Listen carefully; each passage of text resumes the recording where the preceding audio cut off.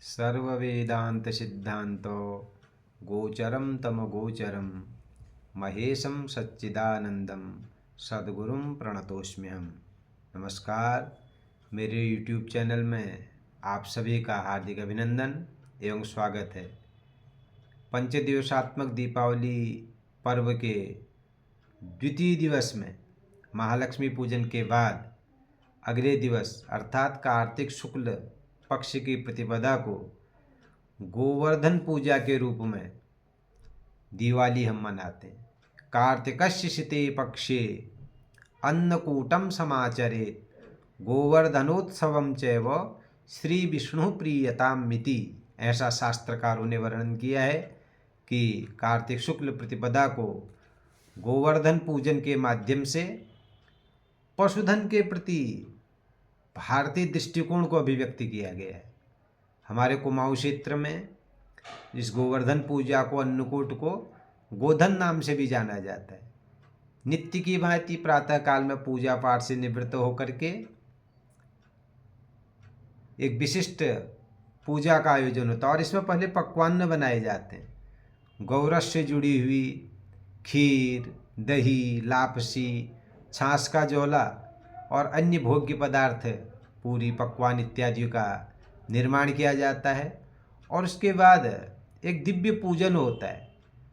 वैसे गोवर्धन की पूजा का आख्यान भी है, लेकिन हमारे घरों में जिस स्थान पर गाय बांधी जाती हैं या हम दधि मंथन जहाँ पर हम करते हैं, मथानी जहाँ पर होती है, उस स्थान पर जाकर के दिव्य पूजा की जाती है। गोवर्धन पर्वत बनाया जाता है और एक पाती के पुष्प, विशेष पत्ते होते हैं, उनमें मक्खन लगाया जाता है और भगवान गोवर्धन की और गौधन के रक्षक जो देवता है, हमारे क्षेत्रीय देवता भी हैं, उनका विधिवत पूजन किया जाता है और उसके बाद उस पाती के पत्तों में मक्खन लगा करके भगवान को भी चढ़ाया जाता है। साथ ही साथ उसको प्रसाद के रूप में मस्तक पर धारण किया जाता है। और इसके बाद एक विशेष परंपरा है कि गौ के पास में जाते हैं, दूध देने वाले जो हमारे दुधारू पशु हैं, उनके पास में जा कर के उनकी भी उस दिन पूजा की जाती है और दिव्य स्नान उनको कराया जाता है, उनके सींगों में घी लगाया जाता है। और हमारे वहाँ तो ये भी परंपरा है कि चावल के बिस्वार का हाथ से थपकी भी उनके पीठों में लगाई जाती है, माणा लगाया जाता है, अर्थात एक विशेष प्रकार का निशान पशु में भी उस दिन लगाने की परंपरा है। और उसके बाद उनको स्नान के बाद दिव्य भोजन भी कराया जाता है और गौ को माल्यार्पण किया जाता है। गोवर्धन की पूजा का मंत्र है गोवर्धन धराधारो गोकुलत्राणकारको विष्णु बाहु कृतोच्छायो गवाम कोटि प्रदो भव। इससे तो हम गोवर्धन जी की पूजा करते हैं और गौ के पास में जाकर के, जिसमें कि 33 कोटि देवता निवास करते हैं, लक्ष्मीरिया लोकपालानाम धेनु रूपेण संस्थिता घृतम वहति यज्ञार्थे मम पापम व्यपोहतु। इस प्रकार गौ की भी पूजा की जाती है और छोटे छोटे जो बच्चियां होती हैं उनके गले में भी माला बनाई जाती है, माला पहनाई जाती है। इस प्रकार हमारे पशुधन के प्रति प्रेम को भी यह पर्व, यह त्यौहार अभिव्यक्त करता है। और ये तो हमारी क्षेत्रीय मान्यताएं भी, लेकिन कोई भी जो हमारी मान्यताएं हैं कहीं ना कहीं वो शास्त्रों से जुड़ी हुई रहती हैं। तो इसके पीछे भी बड़ा दिव्य कथानक है कि ब्रजमंडल की सारी जनता अन्नकूट के अवसर पर देवराज इंद्र की पूजा किया करती थी और जब इंद्र को बहुत पूजाएं प्राप्त होने लगी तो इंद्र अभिमानी हो गया। तब एक बार भगवान ने स्वयं ब्रजवासियों को समझाया कि भाई गोवर्धन प्रत्यक्ष देवता हैं, इसलिए हमें इंद्र को छोड़ करके गोवर्धन की पूजा करनी चाहिए। और सभी ब्रजवासियों ने भगवान कृष्ण की प्रेरणा से गोवर्धन की पूजा आरंभ कर दी और गोवर्धन रूप में भगवान ही आए और उन्होंने सारे पकवान भी ग्रहण किए।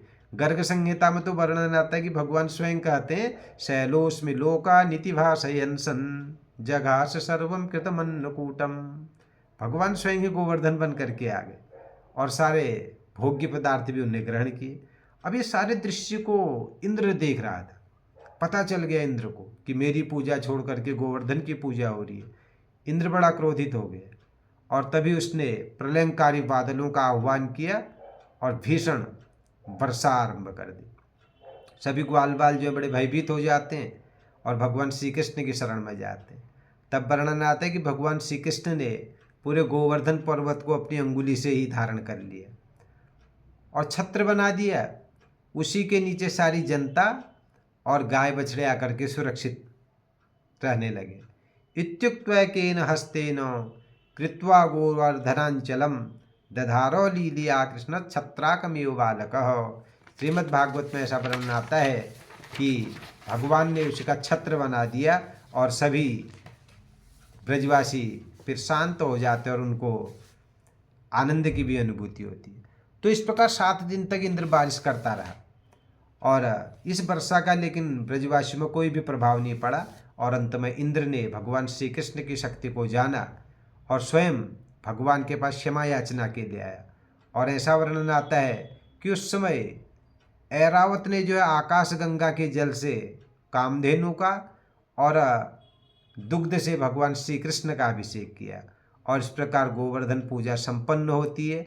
गोवर्धन की ये पूजा जो है साक्षात भगवान श्री कृष्ण की ही पूजा है। इंद्र असुरर्षिभि साकम नोदितो देव मातृभि अभ्यसिंचत दासारम गोविंदो इति चाभ्यदात। ऐसा वर्णन आता है कि इंद्र ने स्वयं भी भगवान गोवर्धन श्री कृष्ण की पूजा करी, तभी से पौराणिक रूप से हमारा यह पूजा आरंभ है और आज भी हम बड़े श्रद्धा के साथ गोधन पर्व मनाते हैं। और कई लोग जिनके घर में दुधारू गाय इत्यादि नहीं होती वो लोग इस पर्व को नहीं भी मनाते, लेकिन ऐसा नहीं है। हम सब लोग भारत के रहने वाले हैं, कृषि प्रधान देश के हम निवासी हैं, तो हमें इस गोवर्धन के पर्वत को और पर्व को बड़े धूमधाम से मनाना चाहिए।